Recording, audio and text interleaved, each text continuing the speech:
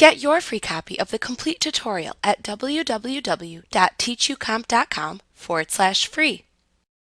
To run a recorded macro in Excel, click the Macros drop-down button in the Macros button group on the View tab of the ribbon. If there are macros available to run, you can choose the View Macros command from the button's drop-down menu. If you do not see this command, you may not have any recorded macros available.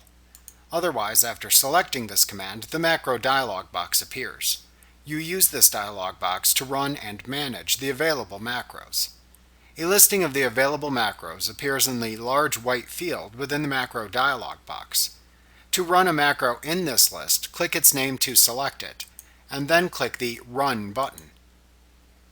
Alternatively, to delete a macro from within the macro dialog box, select the name of the macro to delete in the macro list. Then click the adjacent Delete button. Then click the Yes button in the confirmation message box that appears to delete the selected macro. When you are finished using the macro dialog box, you can click the Close button to close it.